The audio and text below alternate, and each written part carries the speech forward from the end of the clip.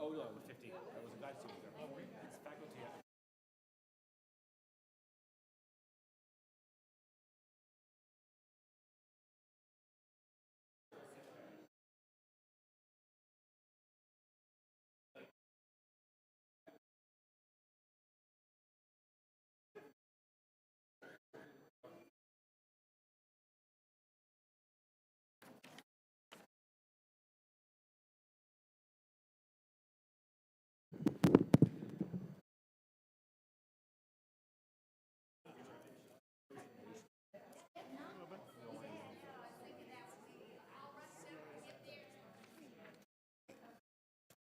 How you doing?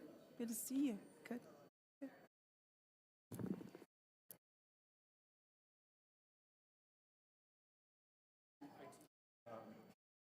Which?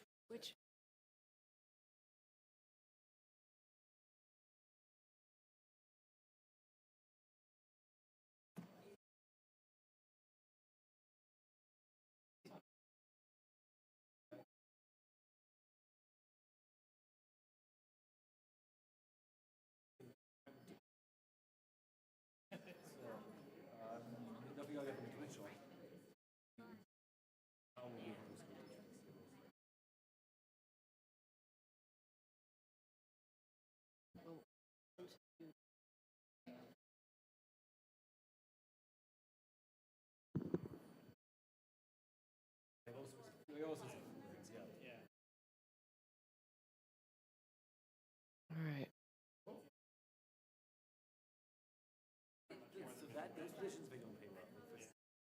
Commissioners, I'd like to entertain a motion that we adjourn from closed session. So moved. Moved by Commissioner Howerton, seconded by Commissioner Hill. All those in favor, please say aye. Aye. Aye. Any opposed? And we are unanimously adjourned from closed session. Welcome, everyone, to the Monday, June 25th, 2018 meeting of the Durham County Board of Commissioners. I will now share the public charge. The Board of Commissioners asks its members and citizens to conduct themselves in a respectful, courteous manner, both with the board and fellow citizens. At any time, should any member of the board or any citizen fail to observe this public charge, the chair will ask the offending person to leave the meeting until that individual regains personal control. Should decorum fail to be restored, the chair will recess the meeting until such time that a genuine commitment to the public charge is observed. As a courtesy to others, please turn off cell phones during the meeting. And I will now ask that everyone please rise for the Pledge of Allegiance.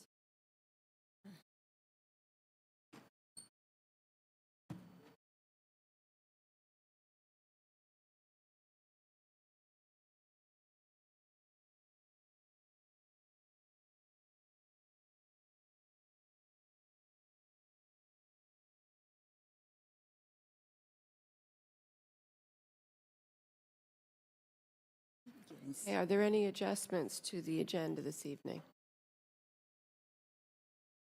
Okay, seeing there are no adjustments, I will move on to the announcements. Reimagining a 15501 Corridor Study Public Workshop. the Durham, Chapel Hill, Carrboro Metropolitan Planning Organization, DCH MPO, and the North Carolina Department of Transportation are co-hosting a public workshop and visioning activity for this corridor study on Tuesday, June 26, 2018, from 5 p.m. to 8 p.m. at the Church of the Good Shepherd, 3741 Garrett Road in Durham. Parking is available in the church parking lot, and you can find out more information by visiting the website called Reimagining 15501 Corridor Study. And if you can't attend the June 26th workshop, you can also give your input using an interactive map that is on the website and, by Tuesday, July 10th. And you can also follow the DCH MPO on Facebook and Twitter. So I hope people will get involved and give input on this important corridor study. The Durham County Juvenile Crime Prevention Council presents Let's Talk, a community conversation on Wednesday, June 27th at the Hayti Heritage Center, which is at 804 Old Fayetteville Street. And there will be refreshments from 5 to 6 p.m. and the program will run from 6 to 8 p.m. And you can RSVP online at durhamjcpc.eventbrite.com or call Nisha Williams at 919-748-2964. And again, this is an important event to get input from the community about the work of the Juvenile Crime Prevention Council. Also want to let people know that National HIV Testing Day, free HIV and STI testing, is on Friday, June 29th from 11 a.m. to 2 p.m. at 515 West Pettigrew Street. And it's confidential testing for HIV, syphilis, chlamydia, gonorrhea, and hepatitis C. And for more information, you can call or text 919-323-5346. Also want to remind people about the summer reading program that is taking place right now, and that you can join in the reading program Libraries Rock online at the Durham County Library site, and it runs through August 11th. 2018. Durham Neighborhood College makes a comeback. Residents looking to play a more active role in their neighborhoods and the Durham community will get their chance to learn more about the strategic plans in the 2018 Durham Neighborhood College, a class specifically designed for residents to learn about the organization, operations, and services of their local city and county governments. So there has been a 2-year hiatus of this program. It is just coming back, and we hope that people will get involved. It's a 7-week course, and you can apply online at the county's neighborhood college website. The application deadline is August 3rd. Durham seeks input on zoning changes to expand housing choices. Fast-paced population growth, limited availability of developable tracts, and a renewed preference for in-town living has led to a housing availability and affordability challenge for Durham. To address this issue, the Durham City County Planning Department is seeking input on changes that are needed for Durham's existing zoning rules to help eliminate regulatory barriers and expand housing options. The deadline to complete the online survey is August 15th, 2018, and for more information about this project, contact Hannah Jacobson at 919-560-4137, extension 28 47. You can also email hannah.jacobson@durhamnc.gov. All of this information in the announcements can also be found on the Durham County website. You can also call the clerk's office for more information, 919-560-0025.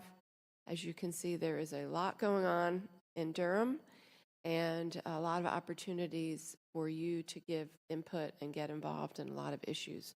Some other announcements, Commissioner Rackow and then Commissioner Howerton. Well, I just wanted to piggyback on the announcement about summer reading. The library just issued the summer calendar of activities at all the branch libraries, and when I looked through it, there's just a raft of wonderful programs. There's movies, there's talks, there's book clubs, there's craft groups, you name it. And there's programs for all members of the family from young to old. So sometimes you have more time in the summer. I know kids do, and sometimes adults too. So if you do, take advantage and go to the library and participate. They're all free, no fees. Thank you. Commissioner Howerton? Madam Chair, I don't know, I just opened this. I don't know if the rest of the board received the letter about Kroger's and asking us as board members to sign on to a letter.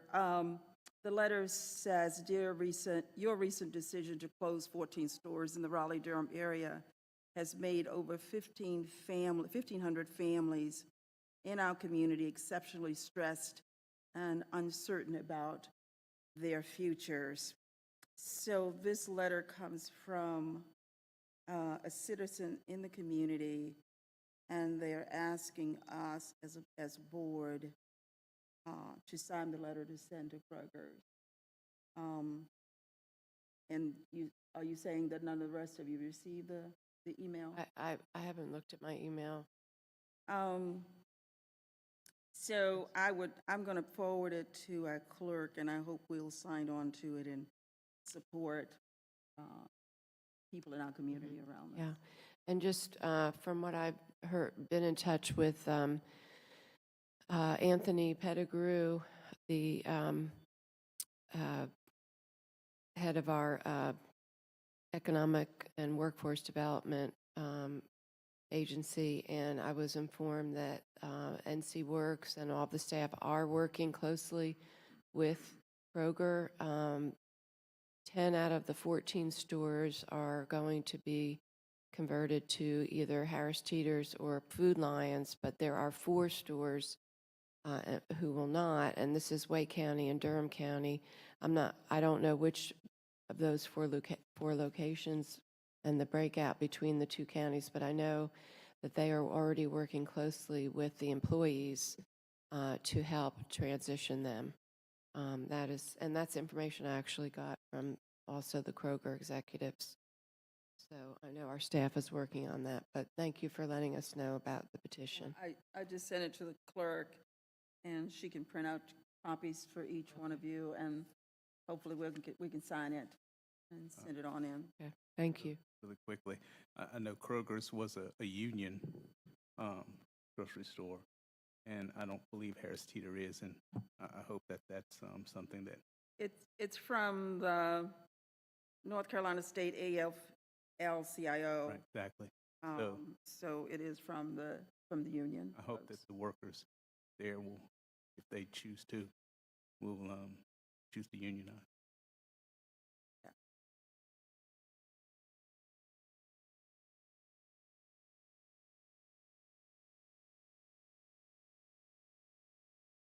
Thank you. Any other announcements? Okay, we now move on to our minutes. We have the work session, April 2nd, 2018 minutes, and the regular session, May 29th, 2018 minutes. Move approval. Moved by Commissioner Reckow, seconded by Commissioner Howerton. All those in favor, please say aye. Aye. Any opposed? And the minutes are unanimously approved. I did want to just point out to staff, there were a lot of directives in the April 2nd, well, actually in both of the minutes, especially the work session minutes. So we just want to make sure that we do get those communicated. Thank you very much.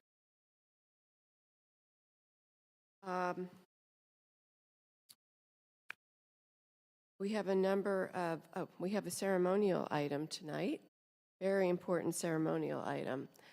And we have Kevin Underhill with us, the interim EMS director. And I guess we have Assistant Chief Lee Van Fleet as well with us. And this is just a very exciting recognition for Durham County EMS, for our EMS department receiving the Gold Plus recognition from the American Heart Association's Mission Lifeline program. So thank you so much for being with us tonight, and please share with us about this award and recognition and what this program is all about. Thank you for having us up here tonight. I did want to take a brief moment to express how grateful I am for the team that I work with and the work they've done over this past year. This is an award that we achieved. It's the highest level award by American Heart. It looks at our patients that have heart attacks in the community, as well as looking at our patients that suffer cardiac arrest. In this past year, calendar year, 2017, we were dispatched to over 1,700 calls for a acute coronary syndrome for a heart attack. Of those, we transported 256 of those patients who were identified as having what we call a STEMI, ST elevation MI, which means that we looked at the EKG rhythm and identified that the person was having a heart attack. And that patient was transported directly to the hospital.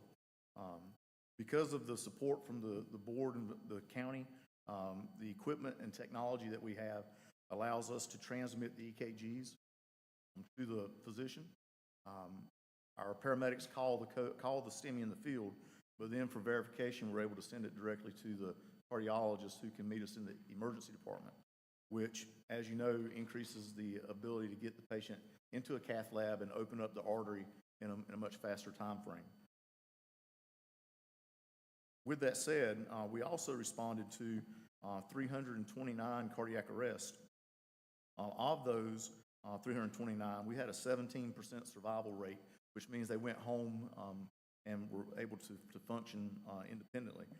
The national average of that is only 10.4, and so we were significantly higher locally than we were over the national average. So I'm very happy and very proud that we were able to receive this award. Our clinical affairs chief, Lee Whitman, has been instrumental in that part of making sure our technology and our protocols are where they're supposed to be. And I have Mr. Max Patterson, who's one of our sergeants within our organization, who is in charge of our academy. And I would like to have him stand up for just a moment, because when we hire new paramedics into our system, he's one of the lead instructors for the new employees coming in, which is where they learn this information about how to activate and how to move the system forward.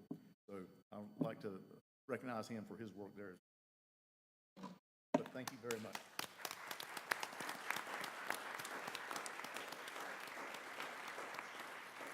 Well, before you disappear, we really applaud you. I mean, this is the highest level of recognition available to EMS agencies under the American Heart Association. I think this is really significant.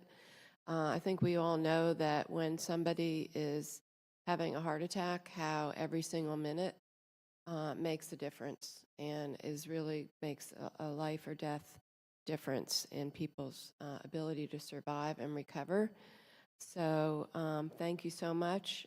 I know that the residents of Durham County will hopefully be now aware of this practice and this technology that you all are using and best practices. So again, thank you so much. Thank you very much.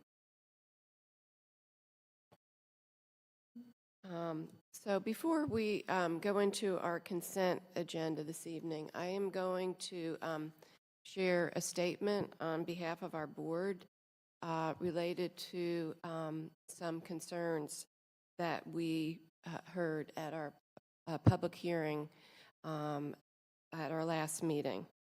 And I'm sharing this statement on behalf of Durham County and the Durham County Board of Commissioners. At our recent public hearing on the budget, the issue of inmate safety in our Durham County Detention Center was raised by several speakers. Let me ensure this community that your Board of County Commissioners believes that all inmates housed in the detention center should always be kept safe from the time they enter until the time they exit the facility. This is an important community issue that I want to take the time to talk about. The history of requests coming from the Office of the Sheriff to address safety concerns, as well as the county's budgetary response to those requests. The county develops a capital improvement plan, or CIP, to fund spending for major projects.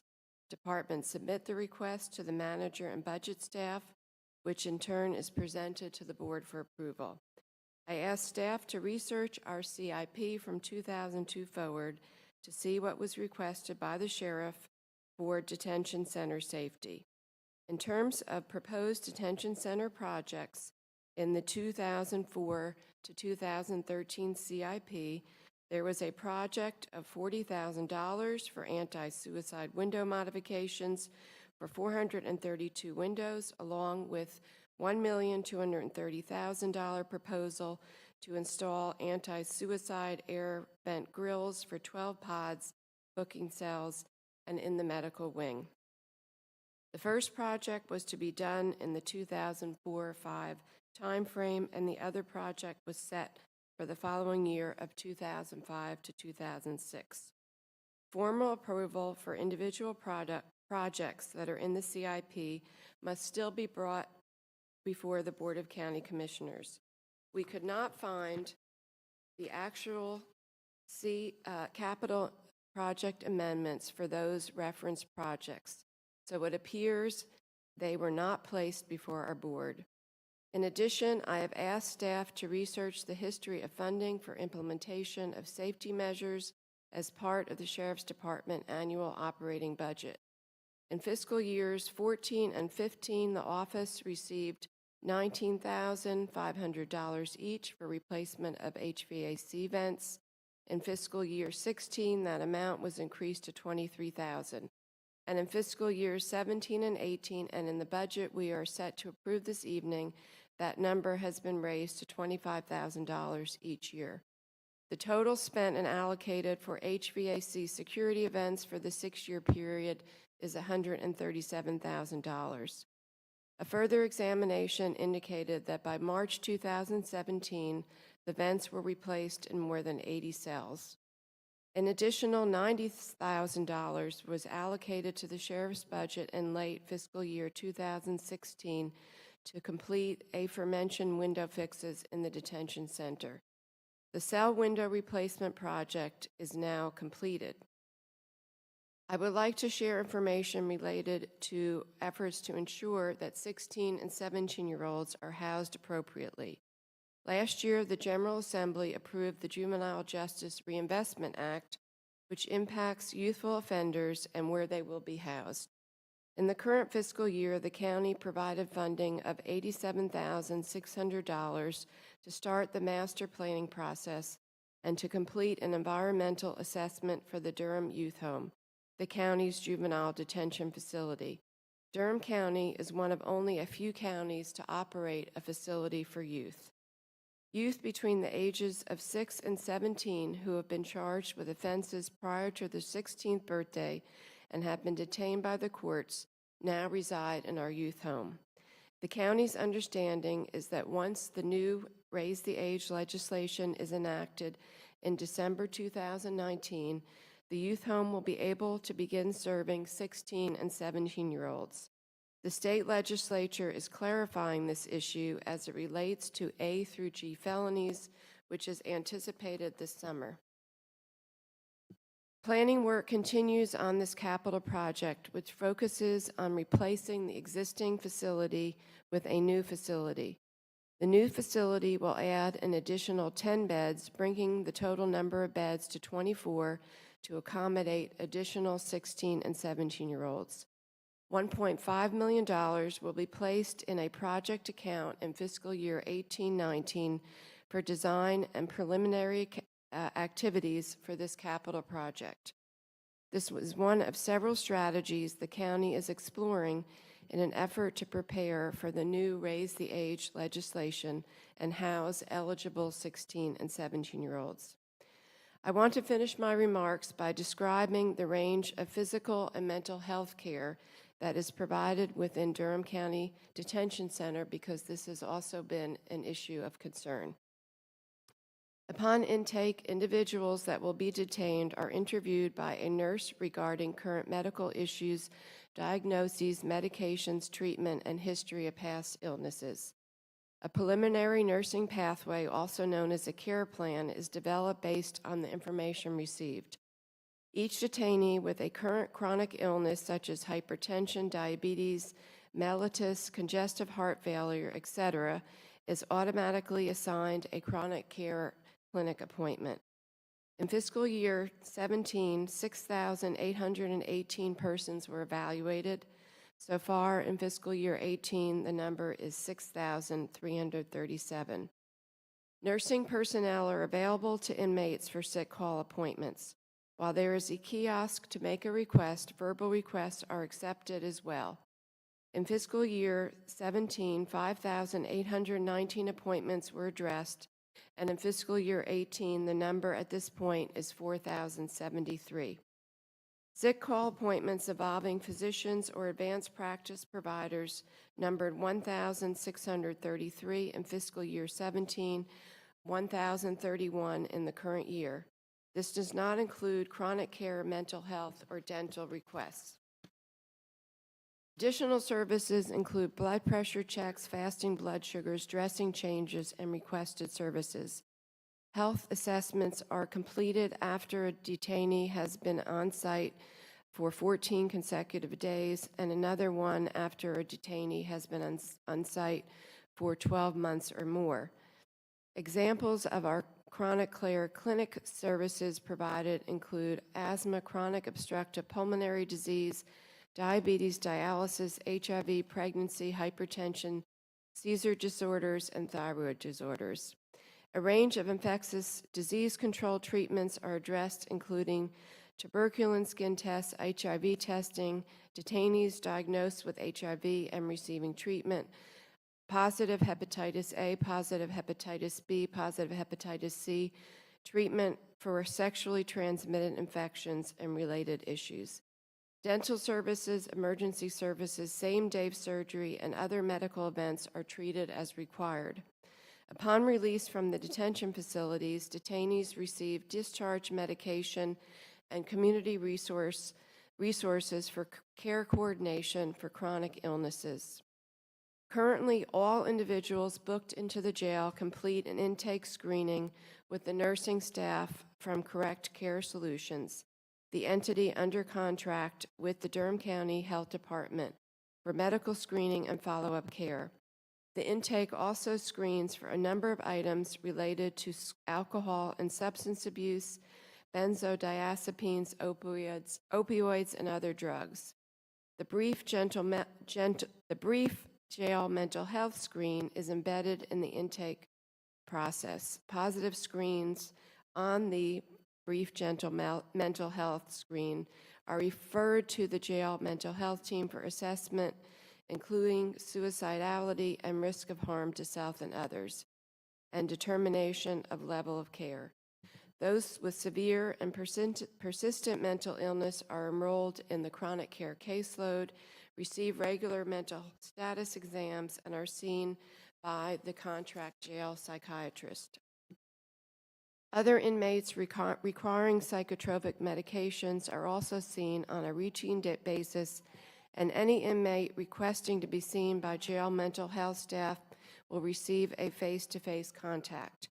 The jail mental health team provides daily check-in and activities for individuals housed in the jail's mental health pod. The team has a discharge planner who works with the public defender's office to obtain information about court dates and potential release dates. For inmates with mental illness-related release back to Durham County, the team assists with housing, medication refills, and other basic needs. The discharge planner also works with Alliance Behavioral Health Care to coordinate treatment appointments upon release. Current discharge plans may also include referral to mental health court, drug treatment court, pretrial services, or the local reentry council. The discharge planner uses information obtained by the assessment and the follow-up process to create the discharge plan. As part of the Justice and Mental Health Collaboration Project, a current grant with the Durham County Sheriff's Office, jail mental health staff began implementing an additional risk and needs assessment tool in early 2018 and complete this assessment on everyone on the caseload. Current funding for these mental health services amounts to $544,542 in the 2018-19 budget. In addition, the county budgets more than $3 million for the physical health care for inmates. The Durham County Board of Commissioners stands ready to do all we can to best address funding for the safety of all detainees in the Durham County Detention Center. Commissioner Reckow. Madam Chair, thank you for that statement. I just want to add that after the public hearing, I was also troubled by the comments, and I asked our clerk, the board, to review all of our minutes going back to 2002 to the present, so for 16 years. And they could not find any reference to the Sheriff's Department making a request for suicide prevention materials and changes that we did not address. So, in other words, there just wasn't that they could find on the public. Yeah, Commissioner Howerton. I've reflected on that meeting so much, and I so regret that, the mother was standing there as she talked about the death of her child, and we did not respond in any way, and I regret that. We didn't just interrupt our meeting and say something that at least we could have said, we are sorry for your loss, and that we are going to do everything we can to make sure that that doesn't happen again. But I so hate that we didn't do that in her presence. Thank you. So we, as Commissioner Reckow mentioned, we asked staff to please go back and do a thorough search as well as they could, researching all of the minutes for the past 16 years, going through the budget, CIP process, as well as our yearly budgets, our operational budget, and as well as providing information about our current services, physical and mental health services, because we take this very seriously. We are committed to making sure that every person who is in the detention center is as safe and healthy as they can be, and our board is committed to doing whatever we can to make sure that happens.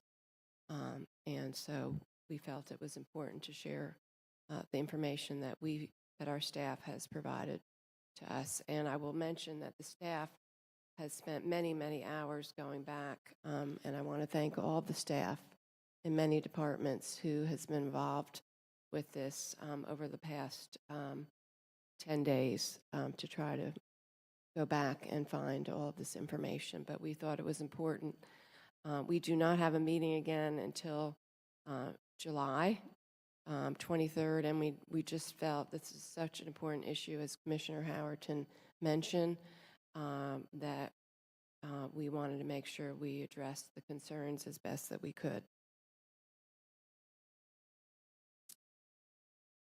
Okay. We have our consent agenda before us, and I know we have at least one item that I have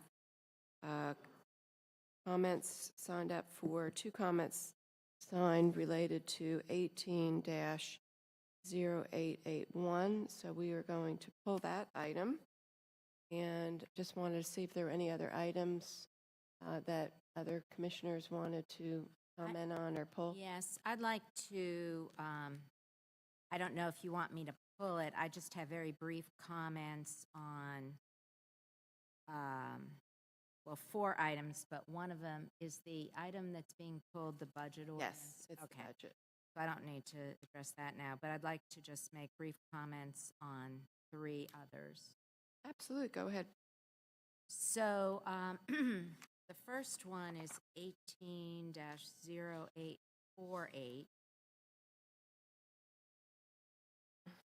And that's the one dealing with the consolidation of the fire service in the southern part of the county with the city, south and east part of the county with the City of Durham Fire Department. This was a major undertaking, and I really want to thank our staff who spearheaded this, our general manager, Jody Miller, and Jim Groves deserve a lot of credit for their great work negotiating the terms of this interlocal agreement. And I am very pleased that we finally have this in place. It's been something that this board has been interested in going back probably 6 to 8 years.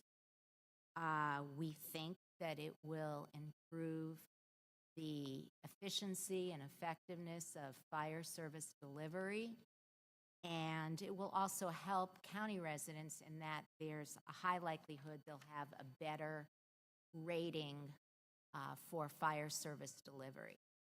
In addition, with some of the plans for new development in Research Triangle Park that may include quite tall buildings, we'll be better positioned partnering with the city to service the density that's being proposed in Research Triangle Park. So very, very good news for citizens there. I also wanted to comment on 18-0866. That's the approval of the contract with the Child Care Services Association for pre-K expansion management. Here again, I want to commend our staff who worked on this, Drew Cummings, Chief of Staff, and also the Vice President of the Child Care Services Association, Linda Chappelle, who's here tonight.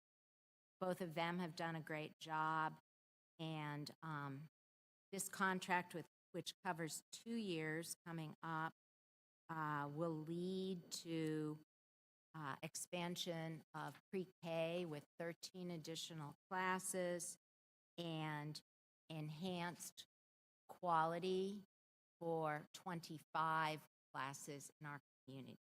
So very exciting news there. And then the last thing is 18-0877, and that's the Greater Durham Chamber of Commerce contract. I did talk with General Manager Jay Gibson today. One of the background materials in here is something we hadn't seen during our budget, or I don't remember seeing it.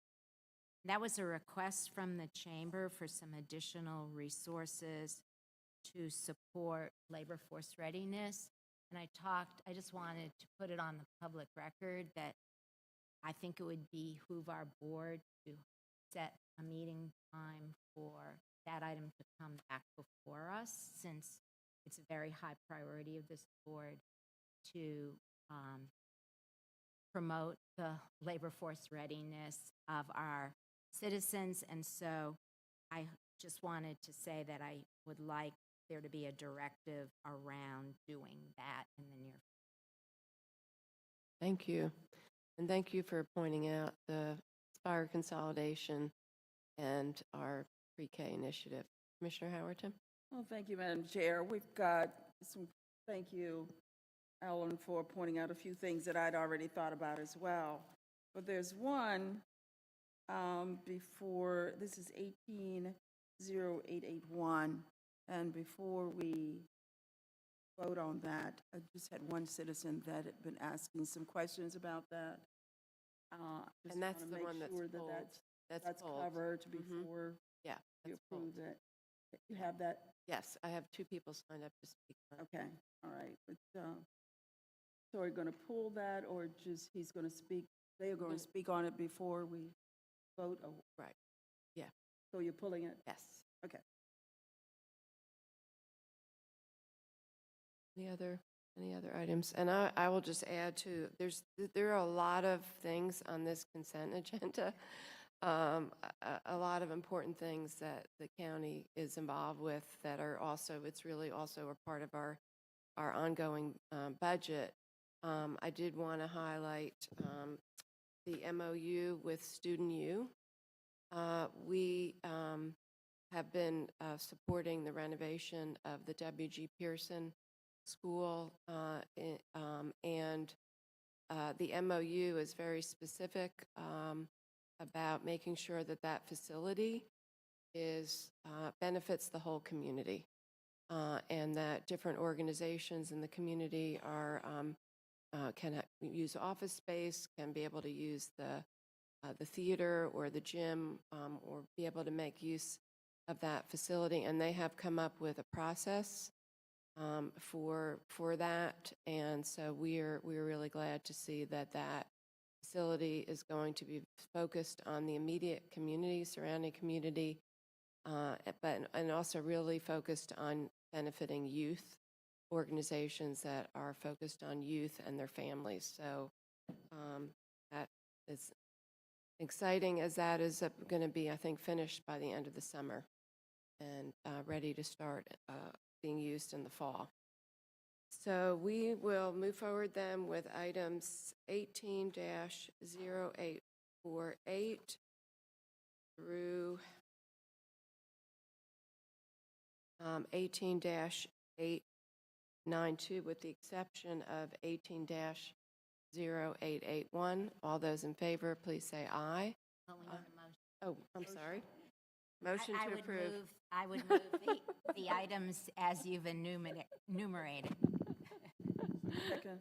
Moved by Commissioner Greco, seconded by Commissioner Hill. All those in favor, please say aye. Aye. Aye. Any opposed? And those consent agenda items have been unanimously approved. We do have a public hearing first before we go back to our consent item.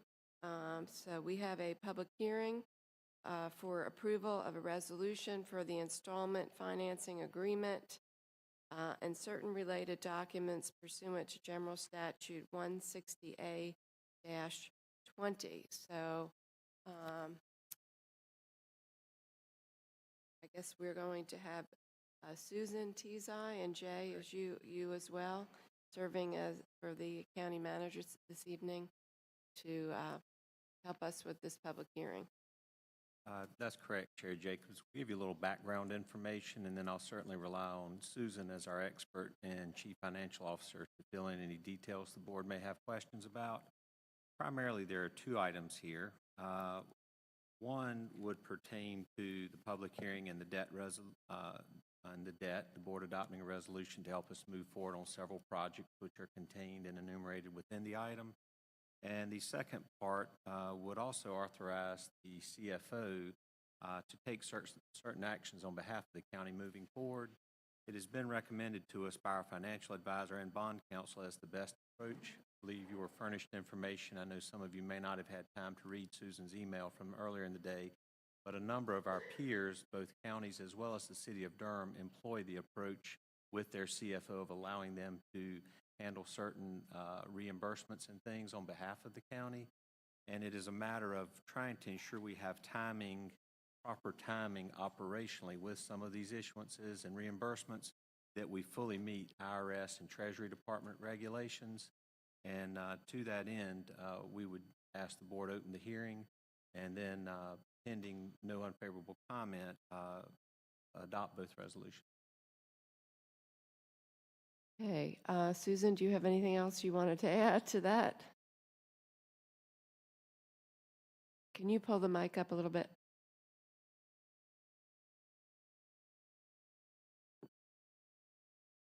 It's over across the street, the administrative building 2 renovations.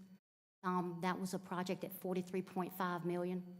For engineering, we expect to fully complete that expenditure by the deadline, which is around September, October. And because since the Tax Jobs Act was implemented January 1, interest rates have begun to rise. They're still low, but they are going up. So we thought it prudent, since that project is a large dollar amount and it's almost complete, to go ahead and refinance that now while we can still acquire a lower interest rate. And then the new projects, we worked with engineering to make sure that these were what needed to be included in this financing. Is some renovating to the county's existing detention center pod, reconstructing and renovating a portion of the county's existing administrative building 2, constructing of emergency communications center in the new police headquarters, acquiring, replacing, and installing emergency radio communication equipment, and acquiring, replacing, and installing the detention center elevators, and also acquiring 3 vehicles for the DC Fire and Rescue District, which will be funded from DC Fire and Rescue tax revenues, that portion of the financing. Okay, thank you. I thought the elevator project in the detention center was done this past year, no? It's ongoing, Ongoing. Okay. which is the importance for the reimbursement resolutions, because these projects we've been spending up front. So now we can reimburse ourselves when we issue the financing. Okay, any other questions for Susan or No, Jay? I think my questions were answered at the work session. I'm okay. Okay, I will now open the public hearing. And are there any people signed up to speak on this matter? Okay, seeing there's no one signed up to speak, I will close the public hearing, and the matter is back before our board. Move approval? Moved by Commissioner Howerton, Second. seconded by Commissioner Reckow. All those in favor, please say aye. Aye. Any opposed? And the resolutions are unanimously approved. So we're back to the item that was pulled from our agenda, which is our budget resolution, 18-0881. And I have 2 people signed up to speak.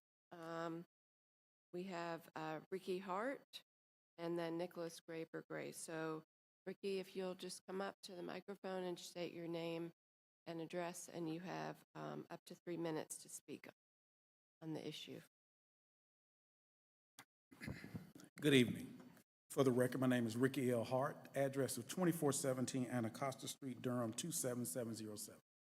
In reference to the item that I have is 2 things reference to the budget. One is the educational recommended budget. The other one is the public service or public safety recommended budget. To the educational recommended budget, moving to page 182 where it says Durham Public Schools.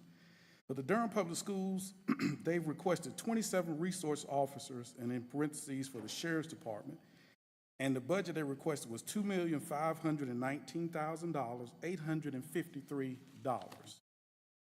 On page 183, in the requested increase, it says temporary support for 5 SRO positions at an amount during transition of $300,000.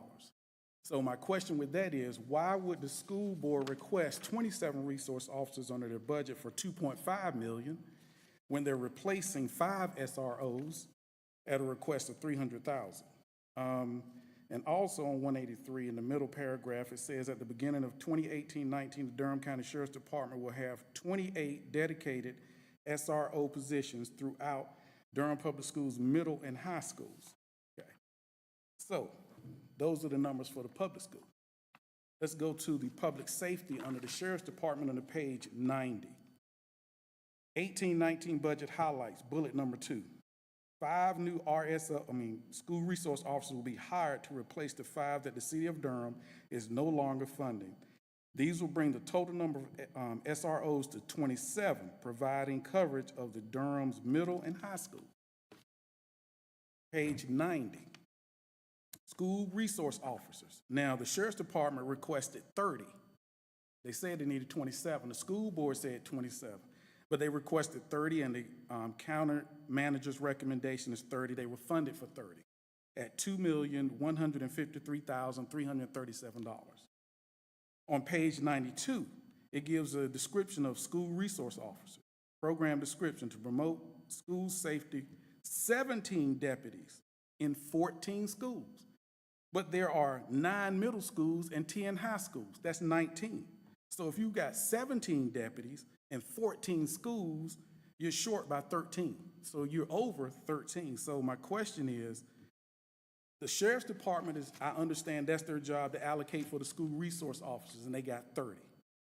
Why would the Durham Public Schools, in their budget that is already given basically, request 27 resource officers at $2.5 million when the request was in here of temporarily 5 SRO at $300,000? So I'm confused at why would $2.5 million be in the school budget when that's for the Sheriff's Department. So that's the issue that I have reference to the budget.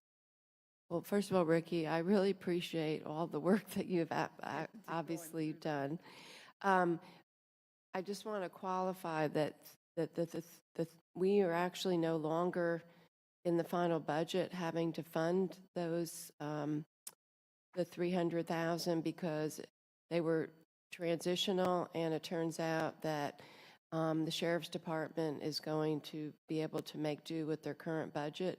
So we actually are not having to fund that $300,000 shift. So things have changed since that time. We also directly fund a lot of those positions, as you know, and it doesn't go through the school budget. So I think we could either have Jody or Keith come up. Maybe you could give any insight. Yes. Madam Chair, we've been Rick and I've been communicating with Keith over the weekend, so you could allow him to go over this with us. Yeah.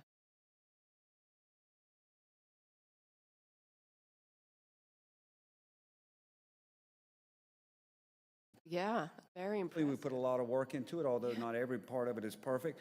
There are 27 SRO positions supported by Durham County government. They are sheriff's deputies. The funding is supported in the sheriff's budget. We show that amount of money, that $2,519,000 that you show on the Durham Public Schools page to inform citizens, maybe not as clearly as we'd like, but to try to inform citizens.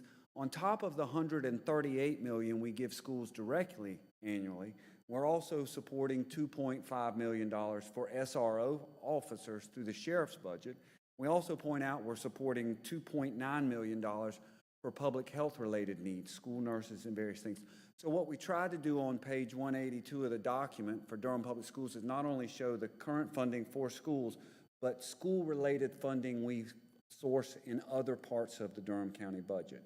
Clearly, it's a little bit confusing, but it's 27 SRO officers. That is an increase of 5 SRO officers to pick up the 5 that the city is no longer supporting. And that $300,000 that you saw that Commissioner Jacobs spoke of was the schools requested $300,000 for temporary funding between the time the city would stop supporting SRO officers and the time the county would begin supporting those SRO officers. It takes time to hire sheriff's deputies and get them trained up for this special type of work. So in that interim time, the school system, as part of their budget request, asked for $300,000 for temporary funding There was discussion between the city, the county, and Durham Public Schools. They came to a solution to that problem, and the schools rescinded their request for needing that $300,000. That help? If I may respond, just quickly. Sure. It's what's on black and white. This shows that $2.5 million is in the Durham Public Schools budget for the SRO officer. To me, what would have been simple is, it would have been zero. You're not allocating any money for that.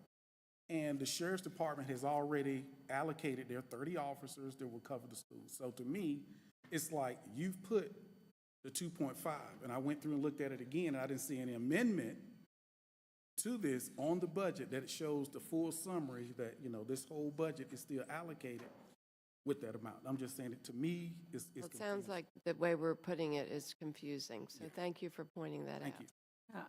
Madam Chair. Yes, Commissioner And Harrington. I really want to thank Ricky for really going through that and really having us look at it again and Yeah. make sure that we weren't missing anything. So thank you. We appreciate that.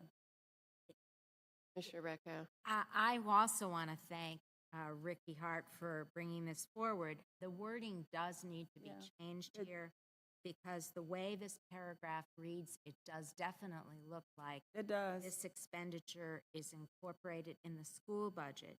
What we need to be clear about is that both the In addition WITted to. school funding and the school resource funding is in addition to the allocation. In the approved budget, which we hope to have out by the end of the month, we will absolutely make clear that the wording on that Yeah. page is that this is Yes. secondary funding, just to Right. show, In The addition. above and beyond the base allocation. and that it is not going to Durham Public Schools, even though it does Yeah. look like that. All right, thank you very much. Thank you. Thank you, really appreciate that. And then we have Nicholas Graber Grace. Good evening. My name is Nicholas Graper Grace. I teach at Hillside High School, and I have students at EK Poe. I'm here this evening as the Executive Director of the Community Alliance for Public Education and speaking on behalf of the Bull City Community Schools Initiative. I just want to say, first of all, thank you to each commissioner for the time that you have spent in your due diligence, your research, the questions that you have raised regarding this community schools project and the work that we aim to do in the county with our students. Thank you for the opportunity to address you in the work session a couple of weeks back. We have been busy since then. I am just coming from a meeting with about 20 folks from 5 different schools, parents and administrators and educators working hard on this, even though we're on our quote-unquote summer break. We have a meeting tomorrow with DPS about the implementation of the project, and we're meeting on Thursday with county staff. So thank you so much for your engagement. I did leaf through the agenda and materials today. I didn't see anywhere in here any reference to the community schools work, but I trust that that your support will be carried forward, and thank you so much. And we will keep you updated throughout the process. The implementation is always the hard part, but we're very committed to the process. Thank you. Okay, thank you. Okay, and Commissioner Howerton, was there something else that you wanted to raise? Or was that the issue? That was the issue. Oh, okay, okay. Okay, Commissioner Recco? Well, I just wanted to say a few things about this budget. I do want to point out that we did fully fund the Durham Public Schools budget. So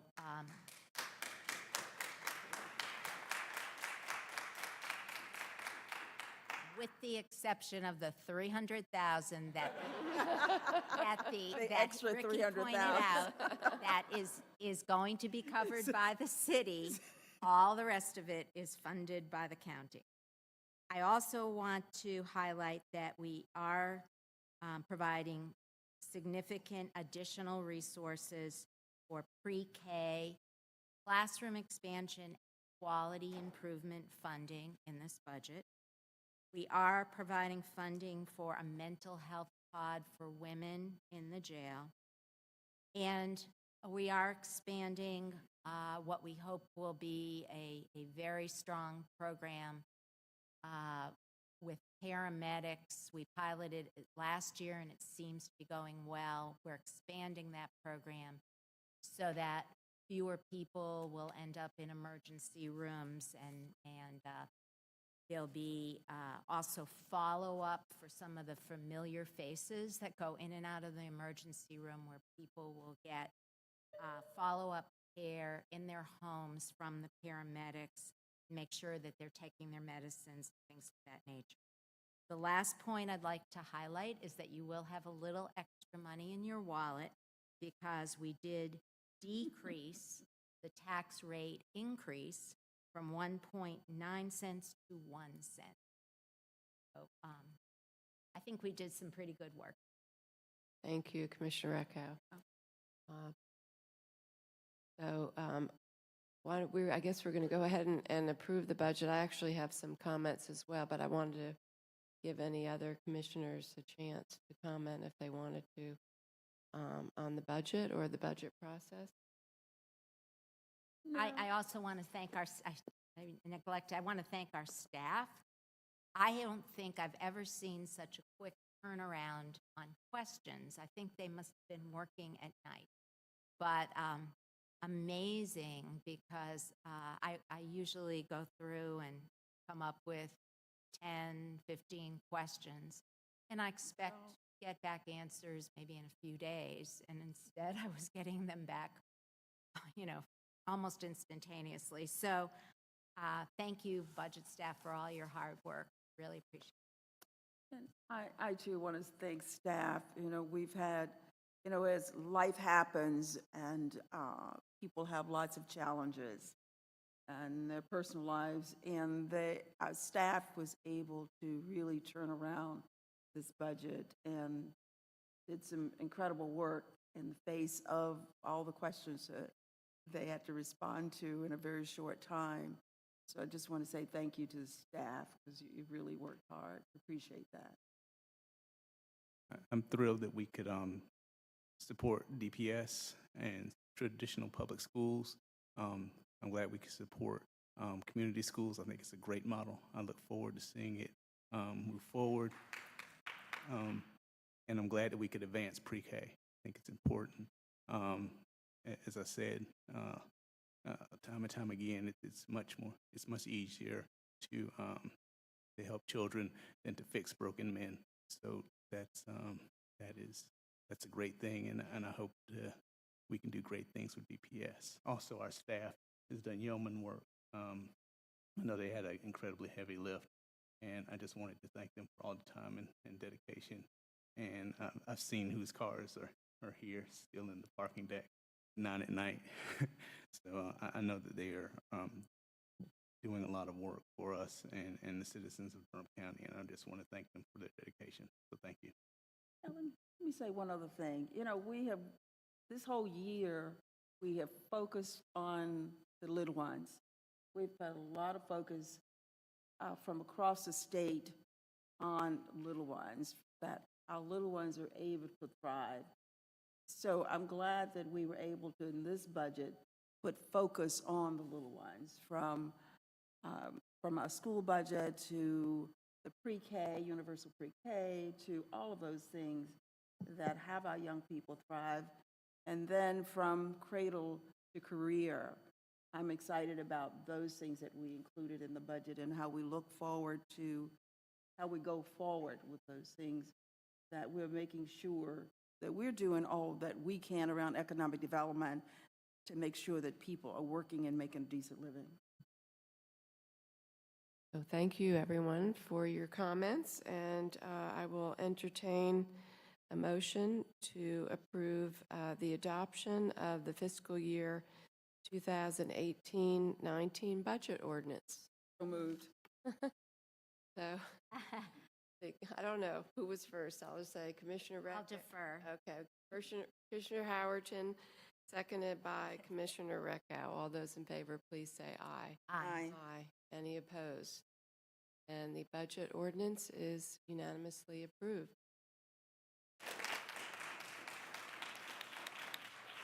So I have some comments that also echo what you just heard from our board members. We have just approved the fiscal year 2018-19 budget for Durham County government. I would like to highlight aspects of our adopted budget and budget process that are not apparent to someone reading the budget ordinance we've just approved, as Nicholas noted. This budget reflects our commitment to investing in the people of Durham, our greatest asset, to achieve Durham County's goal that all people in our community achieve a sense of well-being and share equitably in the prosperity many parts of Durham are experiencing. This budget reflects many of the priorities we heard from the people of Durham through the annual resident survey, the community conversations, PAC meetings, budget public hearings, emails, conversations, and our online budget portal. This final budget is a reflection of more than 27 hours of budget meetings spent in board deliberations and countless staff hours spent answering board questions and providing clarifying information. I am grateful for our outstanding staff and all those who have been a part of this budget process. This budget reflects our community's priorities and aligns with the county's strategic plan goal areas. I am proud to highlight, and some of these have been mentioned, full funding for the superintendent's budget request for Durham Public Schools as our board seeks to support the work of our new superintendent.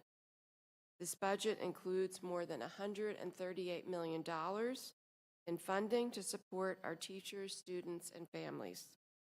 Full funding for the request for 2 positions for community schools as our board seeks to support this exciting grassroots initiative of teachers, parents, students, and principals. The launching of our Durham Pre-K program, our initiative to bring high-quality early childhood education to all in Durham.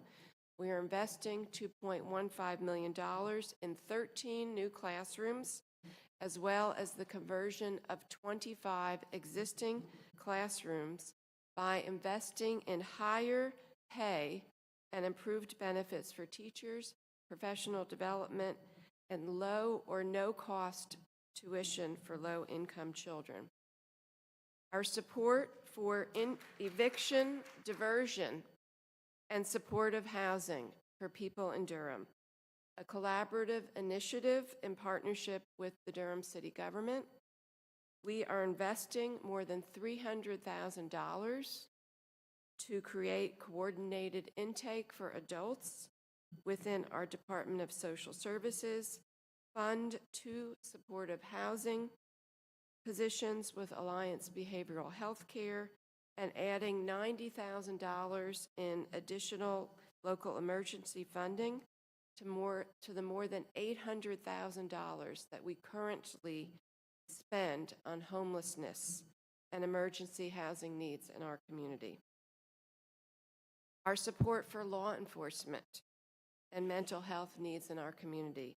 This budget targets salary increases for law enforcement, as these positions were identified at 13% below market value rates, and the creation of a mental health pod for females, in addition to the new pod for men, to better serve the mental health needs of those in our detention center. And Commissioner Reckow mentioned the fire consolidation study.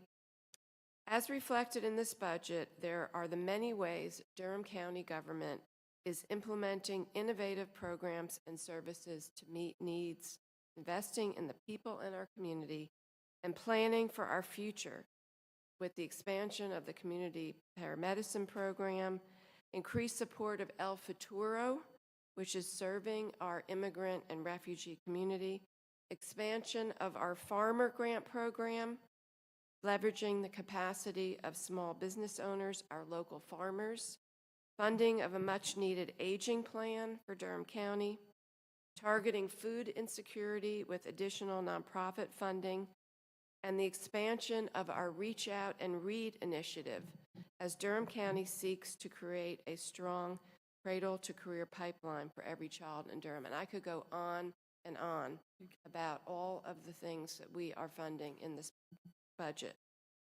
And as Commissioner Reckhouse mentioned, I am proud to highlight that we are making all of these investments while reducing the proposed property tax increase, as we recognize that we must balance the needs in our community with the burden that a tax increase has on property owners living on low or fixed incomes and those already being negatively impacted by rising residential real estate prices in their neighborhoods. Lastly, I want to acknowledge my fellow board members for all of your hard work, input, and consensus that has resulted in the fiscal year 2018-19 budget, which is a reflection of our strong commitment to investing in the people of Durham.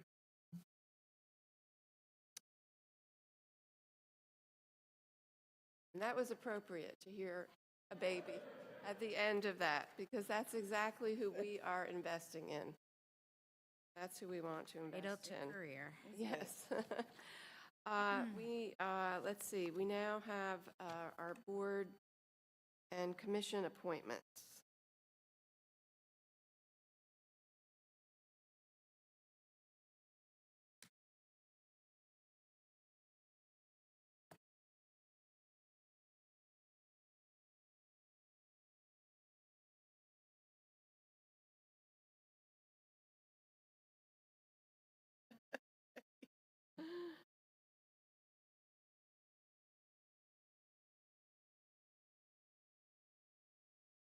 And you all should feel free to leave, really. We will not be offended. Yeah. Yeah.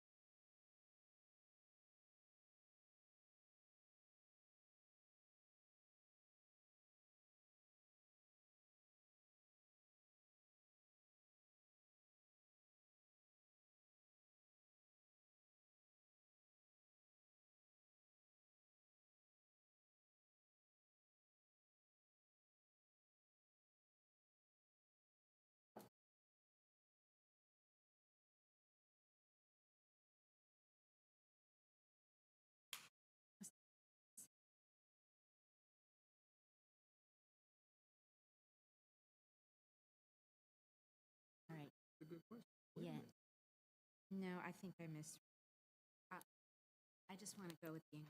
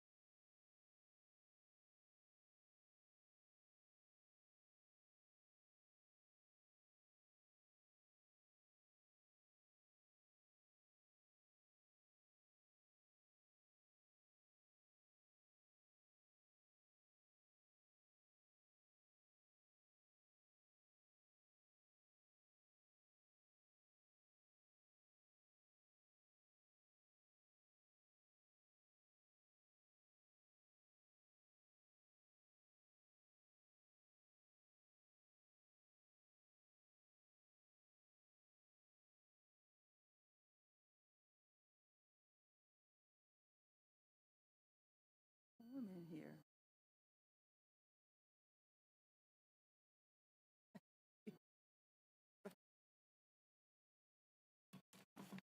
Is it just me? Is it warm in here? Is it warm in here to you? Little warm.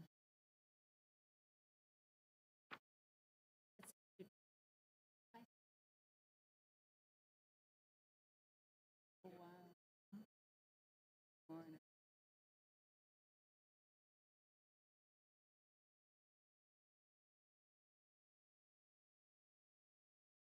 Keep cooling that chest. No, You're not. I'm not. But today.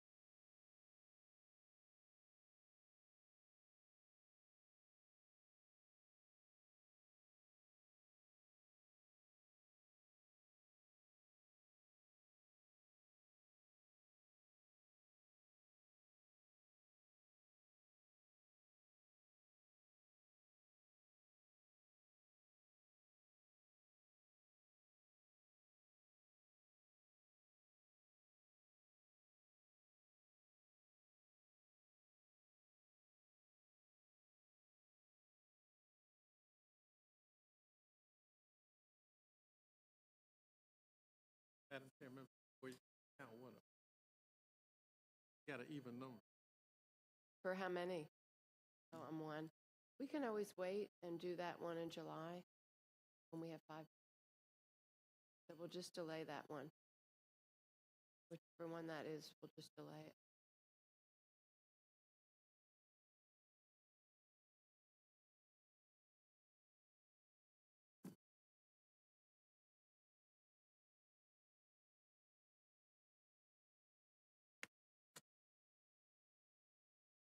Madam Chair, members of the board, got the result? Yes, sir.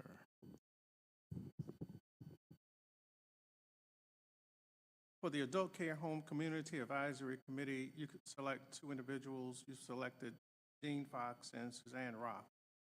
The Bicycle and Pedestrian Advisory Commission, you could select 1 person. You selected Amanda DeHolt. For the Board of Adjustment, you could select 1 individual. You selected Frederick Davis. For the Citizen Advisory Committee, you could select 1 person. You selected Michelle Ketchum. For the City County Appearance Committee, you could select 1. You've selected Ann Lebo. For the Criminal Justice Advisory Committee, you could select 2. And you've selected Clarence Burkhead and Lau Rubert. For the Environmental Affairs Board, you could select 3 individuals. You've selected Donald Adu and Tawana LeBennett and Matthew Herman. For the Firefighters Relief Fund Board of Trustees, you could select 1. You've selected Marshall Ross. For the Juvenile Crime Prevention Council, you could select 6 individuals. You've selected Kevin Allen, Cameron Phillip, Valerie Reeves, Shannon Hemer, Anita Daniels, and Selena Richard. For the Memorial Stadium Authority, you could select 1 person. You selected Pam Carricker. For the Nursing Home Advisory Committee, you could select 1. You've selected Shirley Gentry. For the Public Health Board, you selected Robert Rosenstein. For the Sports Commission, that's where you had the tie. So we'll delay that one until July. For the Women's Commission, you could select 4 individuals. You've selected Shauna Johnson, Ruby Holmes, Tamika McRae, and Zion Tankard. For the Workforce Development Board, you could select 2 individuals. You selected Wanda Lester and Henry McCoy Jr.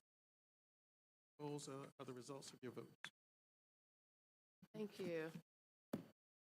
So we are going to need to go into closed session again for the first item, and then that we did begin before our meeting, we didn't finish, so, and then also for another item. So I'll read out both. The board is requested to adjourn to closed session to discuss matters relating to the location or expansion of industries or other businesses in the area served by the public body, including agreement on a tentative list of economic development incentives that may be offered by the public body in negotiations, the action approving the signing of an economic development contract or commitment, or the action authorizing the payment of economic development expenditures shall be taken in an open session pursuant to General Statute GS 143-318.11A4.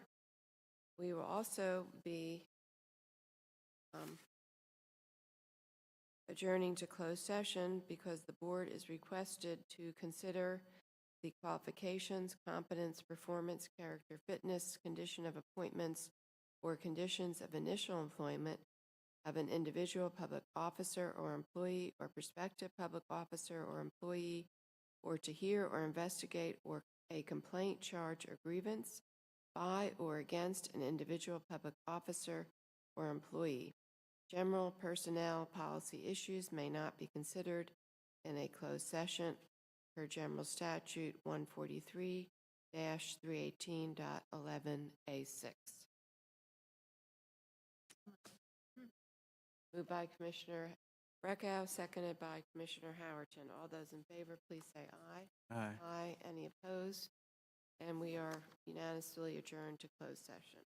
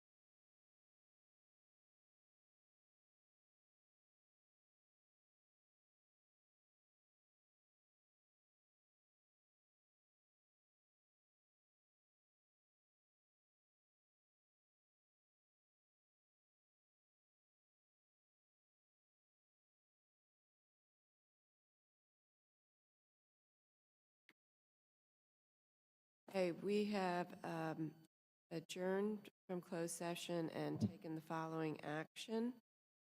Kim Simpson, our tax collector administrator, will have a new salary of $145,306. Sharon Davis, the Register of Deeds, will have a new salary of $100,515. Both are effective on their anniversary dates. I would so move. Second. Moved by Commissioner Reckow, seconded by Commissioner Hill. All those in favor, please say aye. Aye. Any opposed? And the action has been unanimously approved. I didn't say it. I know.